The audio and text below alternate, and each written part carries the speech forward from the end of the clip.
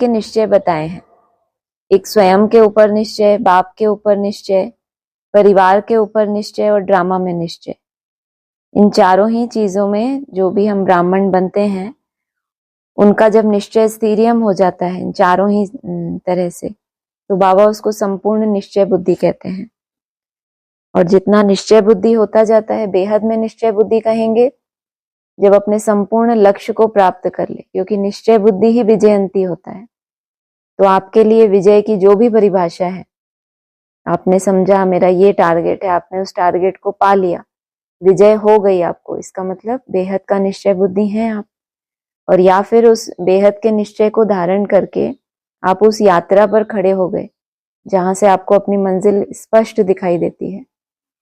हम बोला है बाबा ने, जितना आगे बढ़ते जाएंगे तो आपको अपनी जो मंजिल है वो क्लियर दिखाई देगी, झाड़ पेड़ माना सब दिखाई देगा, निशानियां दिखाई देने लगेंगी कि अब मैं अपनी मंजिल के नजदीक हूँ।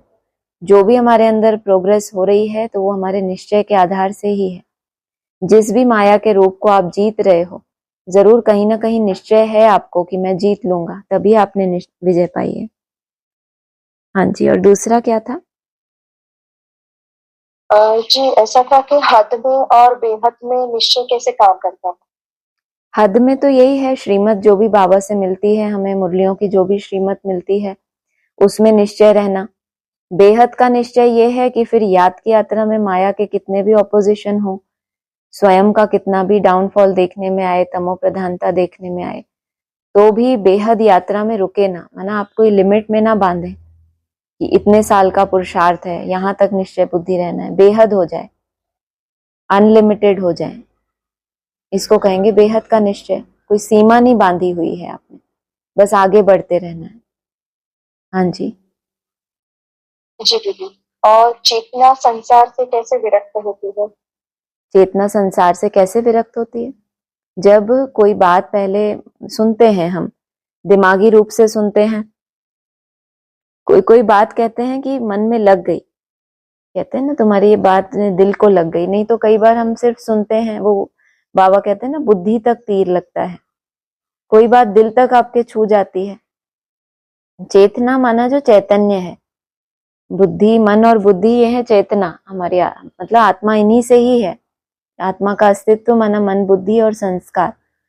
तो कोई बात जब आपके चेतना तक उतर जाती है, माना मन में रिपीटेडली जब उस तरह की आपको संकल्प देते हैं, जैसे बाबा मुरली में हमें रोज रोज एक ही तरह की चीजें सुना सुना के जैसे घोटते हैं अंदर, तो हमारी चेतना खुलती जाती है।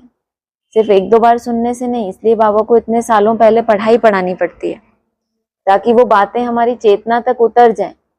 सिर्फ विनाश का सीन देख लिया उससे भी हम विरक्त नहीं होंगे टोटली।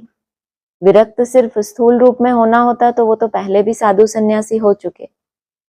बाकी संसार से ही विरक्त हो जाए वो तो तभी होगा जब हम संपूर्ण निश्चय बुद्धि हो कि मैं आत्मा हूं, और हमें अनुभूति होने लगे कि मैं ये हूं। हाँ जी। जी दीदी, और क्या आत्मा के जो 7 गुण है उनका हम विकास करें तो वही 108 की माला में आते हैं? बिल्कुल।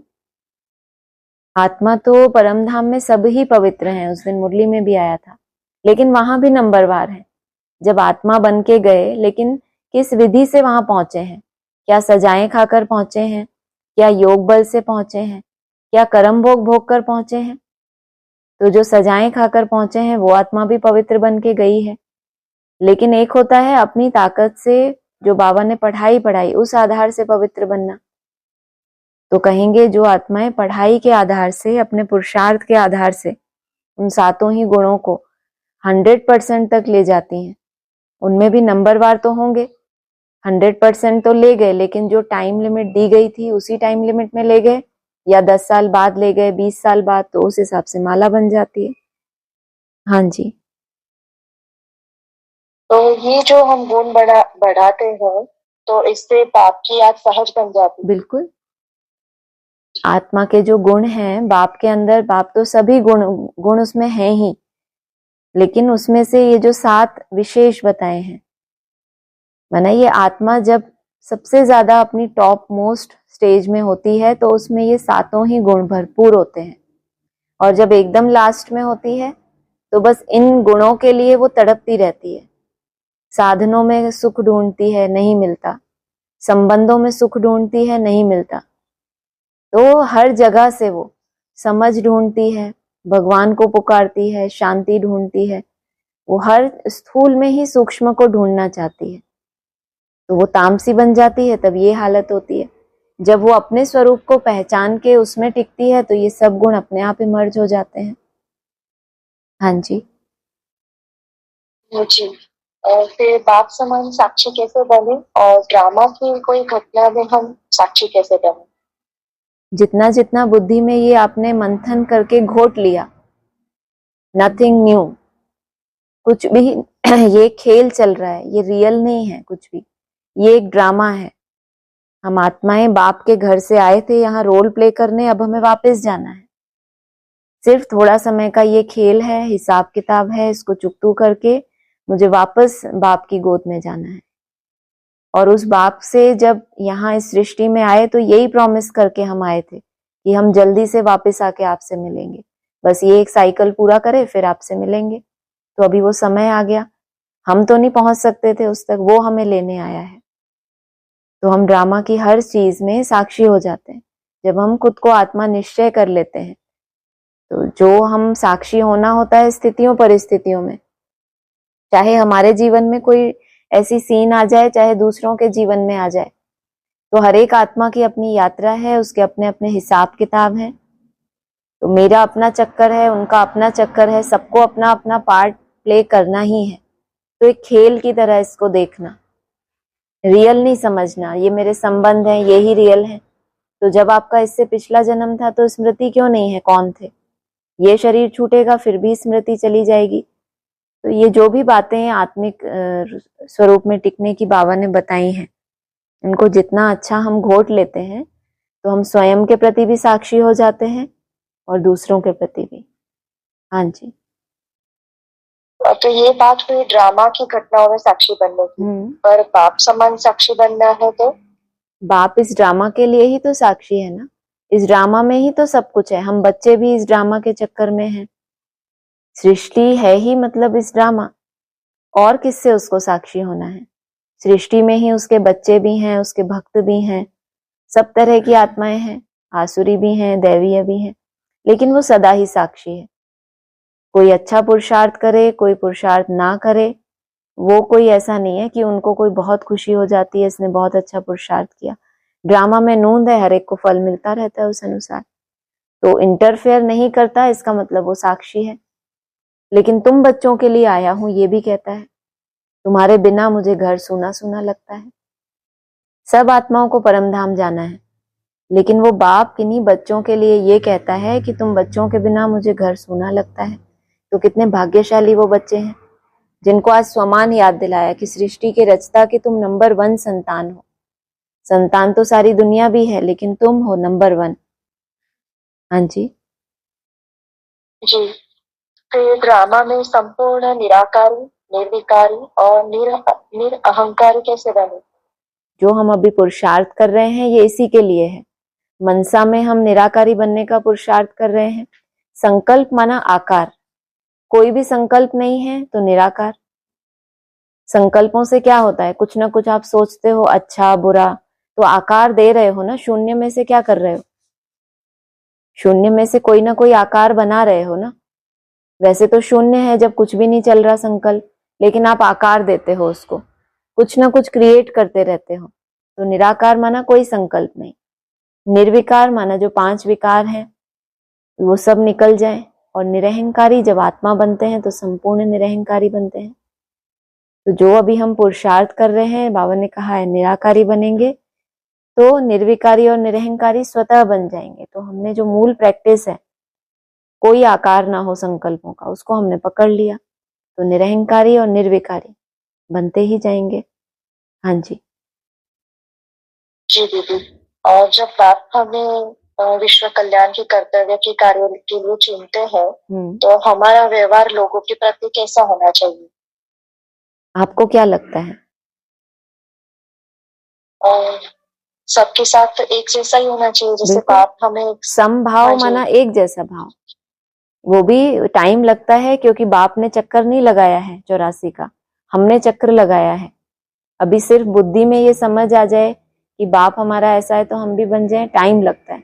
लेकिन कोई भी चीज पहले आपकी चेतना को टच करती है, उसके बाद धीरे धीरे वो आपके प्रैक्टिकल जीवन में उतरती है। कम से कम हमारे अंदर लक्ष्य तो आया कि मुझे समभाव में स्थित होना है। लेकिन क्योंकि इतने इतने भावों में जन्म जन्मांतर हम भटके हैं, कभी मातृ भाव आया, मेरापन आया, कभी किसी के लिए शत्रुता का भाव आया, तो वो सब हिसाब किताब, वो सब आत्मा में अभी भी मर्ज रूप में होता है कहीं ना कहीं, तो वो इमर्ज हो जाता है। लेकिन उसी समय हमें स्मृति आ जाए कि ये मेरा ओरिजिनल नहीं है नेचर, और फिर हम अपने आप को डाइवर्ट करें, तो ये है मुख्य बात। हाँ जी जी, फिर भी जब हम सोचते हैं कि मेरे पास आने वाली सारी सारी आत्माओं का कल्याण करना है, कोई भी मदद के द्वारा या ज्ञान के द्वारा, तब यदि मन फिर भी परिवार के कोई सदस्य में फंसा रहे, जो कि मेरी पत्नी है, मेरा पति है, मेरे बच्चे हैं, उस समय पे क्या करना चाहिए? पहले खुद की चेकिंग होनी चाहिए या डिटैच होना चाहिए? किस तरह से करना चाहिए? जहां जहां अटैचमेंट फील होता है वहां से डिटैच होने का संकल्प हो। जो भी हम याद करते हैं, चाहे अमृत वेला, अनुमा शाम, एक संकल्प धारण करें कि ये संकल्प, ये मेरे अंदर अभी अभी कमजोरी है, तो जो भी आप याद करेंगे उससे वो कमजोरी विशेष पहले आपकी भस्म होगी। बाकी विश्व कल्याण का संकल्प तो एक ये मर्ज रूप में रखना ही है।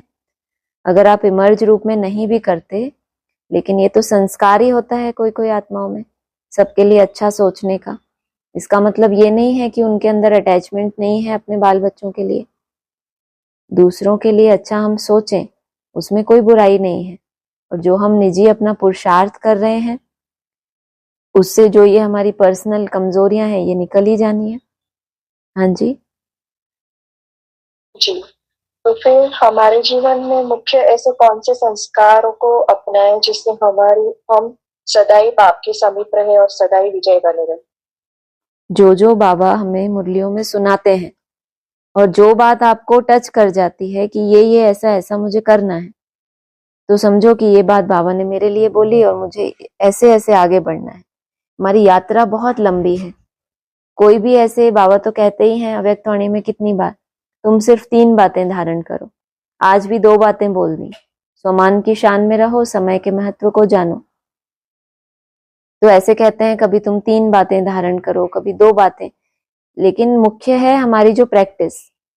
जैसे बाप की स्थिति है असोचता, अभोक्ता, निराकार, तो उन मूल जो वो है प्रैक्टिस, उसमें हम लगे हुए हैं। बाकी जो धारणाएं होनी है वो सब हमें मुरलियों में उसके बारे में इशारे मिलते ही जाते हैं। तो बुद्धि में मुरली की धारणा कर रहे हैं, बाकी प्रैक्टिकल में जीवन में आ जाए उसके लिए हम याद कर रहे हैं, पुरुषार्थ कर रहे हैं, निसंकल्प हो रहे हैं, तो होना ही है उसको। हाँ जी जी, यानी आपकी याद में रहते हुए कोई भी एक गुण को अपना के उसमें ज्यादा से ज्यादा टिकना, बिल्कुल, ऐसा कैसे? क्यों नहीं। किसी एक गुण में के लिए विशेष हम टारगेट लेके पुरुषार्थ कर सकते हैं कि ये इतना इतना समय मुझे विशेष इसी गुण के लिए मेहनत करनी है। या जो भी हम 21 रोज के लिए कहते हैं, उसमें विशेष मेरा ये संस्कार से मुझे दूर जाना है। तो छोटे छोटे टारगेट लेते लेते बड़े लक्ष्य को पा ही लेंगे। हाँ जी जी, तो फिर संपूर्ण संतुष्टता क्या है?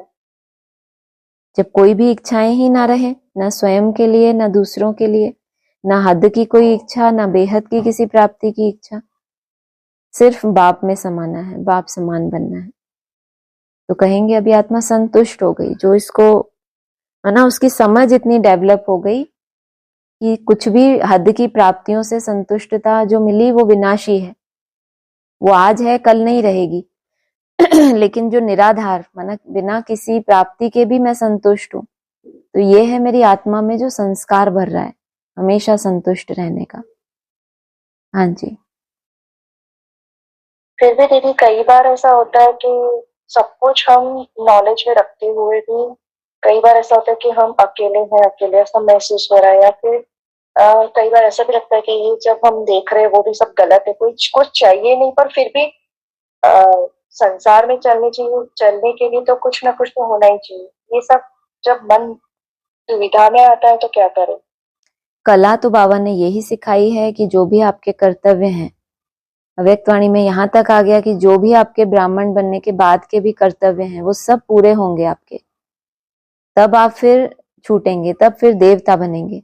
तो कला तो यही है कि सबके बीच में रह के अपने कर्तव्यों को खुशी से निभाते हुए, विरक्त होने का मतलब ये नहीं है कि हम छोड़ छाड़ के चले जाएं। जो सन्यासी घर बार छोड़ जाते हैं, बाबा ने क्या बोला, ऐसा थोड़ी है कि वो भगवान में लीन हो जाते हैं, शरीर को तपाते रहते हैं। हमारी साधना स्थूल से शुरू नहीं होती है, हमारी साधना का कनेक्शन है पहले इंटरनल परिवर्तन से। तो हमें विरक्ति लानी है अंदर से। जब अंदर से विरक्ति आएगी तो भगवान से प्यार बढ़ेगा, तो भगवान से प्यार बढ़ेगा तो वो तो स्वीट साइलेंस है, नहीं तो कहेंगे डेड साइलेंस। कोई खुशी नहीं है, भगवान की प्राप्ति हुई है और हम दुविधा में हो, ऐसा क्यों? मुरलियां हैं, अव्यक्त वाणियां हैं, हमें रोज की समस्याओं का समाधान दे रही हैं। और कोई भी जिनके भी हमें कनेक्शन में आना पड़ रहा है वो सब हमारे अपने ही हिसाब किताब हैं। तो अपनी ही किए हुए कर्मों को तो हमें खुशी से चुकतू करना चाहिए, ना कि उनसे तंग आ जाना चाहिए। हाँ जी। फिर जीवन में घटना के परिवर्तन द्वारा किसी की आत्मा के द्वारा किया गया कुछ गलत व्यवहार हमें किस तरह से देखना चाहिए? कि ये मैंने इसके साथ किया था इसीलिए मुझे वो रिटर्न कर रहा है। संगम युग पे रिटर्न सर्विस हो रही है। जो भी अनेक जन्मों में, पूर्व जन्मों में जो भी मैंने जिसको दिया है वो मुझे लौटा रहा है, चाहे वो खुशी हो, सुख हो, चाहे दुख हो, सिर्फ रिटर्न कर रहा है। अगर नए सिरे से आपने भी उसको दे दिया तो फिर वो भी कभी ना कभी रिटर्न करेगा। इसलिए अभी जो आ रहा है सामने उसको एक्सेप्ट करते जाना है। हाँ जी जी। तो फिर दीदी गीता में ऐसा भी कहा गया है कि हम ये जैसे आपने कहा ना कि हमारा ही किया हुआ हमें वापस मिलता है, तो ये एक एक्सेप्ट करना होता है कि ये चीज है कि ठीक है मैंने किसी को कुछ दिया वो रिटर्न आ रहा है। और दूसरी चीज ऐसे भी होती है कि सामने वाली जो आत्मा होती है उसका एक खुद का भी संस्कार होता है कि ये बार बार ऐसे ही करते रहता है, तो उस समय भी यही सोचना है कि इसका संस्कार मेरे कारण ही ऐसा बना हुआ है और मेरे से ये गलत वर्तान कर रहा है। अगर मान लो उसका ऐसा संस्कार है, आपने समझ लिया, तो बाबा ने तो यही कहा है कि आपने अगर समझ भी लिया तो आप उसको बदल सकते हो। अगर इतनी आप में ताकत है तो आप उसके लिए शुभ भावना रख के, आपने समझ लिया कि इसका ये संस्कार है, अब उसके लिए नेगेटिव सोचने से वो बदलना तो है नहीं। अगर आपके पुरुषार्थ में ताकत है तो आप अपने मनसा शक्ति से उसका परिवर्तन करो। वो जैसा है उसके विपरीत सोचो उसके लिए कि ये बहुत अच्छा है, ये बिल्कुल ऐसा नहीं है, ये तो अभी तामसी अवस्था में थोड़े समय का इसका है, ये बदल जाएगा, ये परिवर्तन हो जाएगा। प्रयोग करना चाहिए। हाँ जी। हाँ जी। तो दीदी यदि हम ऐसे तो कई सारी आत्माएं हमारे संपर्क में आती है, सबके सुधार करने जाए तो हम फिर बाप की याद में कैसे बैठ सकते हैं? इसीलिए तो ये विधि बताई ना, इसीलिए तो ये युक्ति बताई कि जो भी मेरे पास आ रहा है वो मेरा ही हिसाब किताब है, साक्षी। एक एक की डिटेल में जाएंगे कि इनका तो संस्कार ही ऐसा है। हमें तो भगवान ने जज बना के नहीं बिठाया ना कि आप जज करो सबको, तो हमें अपना पुरुषार्थ करना है, बाकी आत्माओं को साक्षी होके देखना है। अगर बहुत शुभ भावना है तो परिवर्तन करने के लिए प्रयोग कर सकते हैं, नहीं तो फिर अपना पुरुषार्थ करें और समझे मेरे हिसाब किताब चुकतू हो जाएंगे तो ये आत्मा का ये संस्कार नहीं रहेगा। हाँ जी जी, सही है। और यदि हमारी प्रीत संसार में है, वस्तुओं में है और हम कह रहे हैं भगवान आप ही सब हमारे हैं, परंतु जीवन में कुछ ऐसी घटनाएं बन जाए कि हमारी कोई वस्तु है, कोई व्यक्ति है या हमारा मान शान दूर जा रहा है, हमें पता चले, तो वह प्रीत संसार में है या बाप में है, कैसे कह सकते हैं? मझधार में है कहेंगे। बाप की तरफ जाना चाहता है, संसार से छूट नहीं पा रहा, तो अभी संगम पर है। इसीलिए तो छोटा सा युग है, इसका नाम ही संगम युग रख दिया बाबा ने। कलयुग कह दें तो एकदम हम कलयुगी संस्कारों को छोड़े ही ना, लक्ष्य ही ना रखें, लेकिन लक्ष्य है बाप, संसार है। लेकिन बाप जब संसार होगा तो मन बुद्धि में सिवाय बाप के और कुछ होगा ही नहीं, इसको कहेंगे प्रैक्टिकल। अभी सिर्फ मन में ये समझ बैठी है कि बाप ही संसार है, बाकी जो जीवन जिया है जन्म जन्मांतर वो संस्कार तो अपनी तरफ आकर्षित करेंगे ही करेंगे। उसी से तो छूट के बाप की तरफ जाना है, और ये प्रैक्टिस उसी लिए ही तो कर रहे हैं हम। क्या जरूरत है एक एक संकल्प को बैठ के देखें, फिर ये चल तो नहीं रहा। दुनिया भर के लोग संकल्पों में ही रहते हैं, उसी में जीते हैं, उसी में चले जाते हैं। हमको कुछ विशेष करना है, हमको अपने संस्कारों को जड़ से खत्म करना है, हमको बाप से इसी शरीर से रहते रहते मिलना है, देखना है, सिर्फ जानना नहीं है उसको। इसीलिए तो इतनी मेहनत कर रहे हैं। एक एक संकल्प को देखो, 1 मिनट में कितने चले, कोई कम बात थोड़ी है। हाँ जी जी दीदी। और क्या जीवन की सारी तकलीफें और शिकायत का अंत होता है, तभी निश्चय का विजय होता है? कुछ उदाहरण से समझाए। तकलीफों का अंत नहीं होता है। जैसे आज बोला, दादी बेड पर थी, दर्द है, कर्म भोग है, लेकिन दुख नहीं है उसको।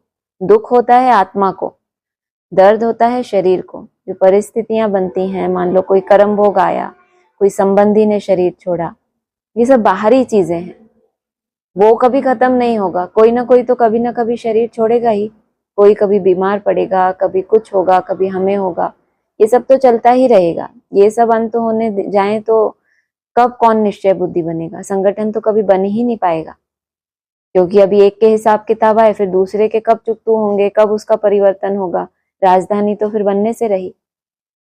हमको डिटैच होना है, हमको उन सब के बीच में रहते हुए अपनी आत्मा को इतना परिपक्व बनाना है कि वो उस दुख से, तकलीफ से प्रभावित ना हो। बाबा ने कहा मौत का बाजार लगेगा। इन आंखों से विनाश देखना कोई मासी का घर नहीं है। सिर्फ देखना, उससे प्रभावित होना और फिर खुद भी उसमें वैसे हो जाना अनिश्चय, तो फिर चलो बात की बात। सिर्फ देख भी पाए और अटैक ना आए, ये भी बहुत बड़ी बात है। इतना मन पावरफुल हो जाए कि हार्ट अटैक ना आ जाए उस सीन को देख के, तो ये तो सीन अभी और गहराती जाएंगी।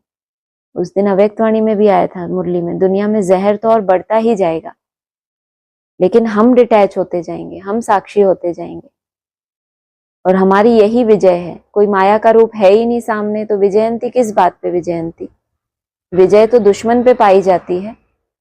तो जब कोई स्थिति है, परिस्थिति है, दुख है, वही तो है जिसके ऊपर हमें विजय पानी है। विजय पाना माना उससे प्रभावित ना होना। हाँ जी। और लास्ट है, जैसे अभी आपने कहा कि प्रभावित नहीं होना, वही संपूर्ण माया जीत है। हाँ बिल्कुल। यानी संपूर्ण माया जीत बनना है, तो ये आपने जो भी अभी लास्ट का क्वेश्चन का आंसर दिया, हाँ वही उसमें आ जाता है। बिल्कुल। माया का रूप ही नहीं होगा तो आप जीते कि हारे बाप को कैसे पता चले? माला में कैसे आएंगे, किस नंबर पे आएंगे? जितना बड़ा एग्जाम दिया होगा तभी तो माला में आएंगे। छोटे छोटे एग्जाम में हम फेल हो जाएं और हम सोचें हम माला में आ जाएं, ऐसा नहीं। छोटे छोटे जो एग्जाम दे रहे हो, इसके मार्क्स भी ऐड होंगे फाइनल में, लेकिन बड़ा एग्जाम भी तो देना पड़े ना सबको। हाँ जी। जी हो गया। हाँ जी। ओम ओम शांति। शांति। Thank you. ठीक है, और किसी को बोलना है कुछ? ओम शांति। ओम शांति। आज वो रिवायत बात कर रहा था, बाहर की जो बोले बच्चे पता है। हाँ जी। दुनिया वालों की वही बच्चे को आपको पता है। कोई कोई को पास वाचा की कला होती है, बाहर मुक्ता होती है, चतुराई बहुत होती है, उस हिसाब से चतुराई होती है उनमें। तो बाबा को बाहर मुक्ता के और चतुराई दिखाने वाले बच्चे नहीं अच्छे लगते, क्योंकि बाप तो खुद चतुर सुजान है। बाप को अगर कोई अपनी चतुराई दिखाए तो बाप को कैसे पसंद आएगा? जन्म जन्मांतर तो अपनी बुद्धि चलाते ही रहे। एक ही जन्म में तो सर को अंडर करना है, सरेंडर होना है, तो बाप को कैसे अच्छा लगेगा कोई बाहर मुक्ता में भी रहे, अपनी चतुराई दिखाए बाप को? तो भोले बच्चे पसंद है उनको। हाँ जी। तो शायद जिनमें दुनिया वालों की आंख नहीं जाती, वही बच्चे को आपको पसंद। दुनिया के हिसाब से दुनिया में किनको ऊंचा माना जाता है? बहुत अच्छा भाषण करते हैं, बहुत अच्छे स्पीकर हैं, बहुत अच्छे ड्रिल्स कराते हैं, बहुत योगी माने जाते हैं, और जो भोले भाले हैं, गुप्त रहते हैं, उनको कौन देखता है? वो एकदम गुप्त होते हैं, लेकिन अंदर से, दिल से कहते हैं। विशेषता बताई, उनके दिल से निकलता है मेरा बाबा। जो महारथी हैं, हो सकता है उनके तो मुख से भी ना निकलता हो, और कोई है जिनको कोई नहीं जानता, लेकिन उनके दिल से निकलता है मेरा बाबा। हाँ जी। और बहुत अच्छा समझाया कि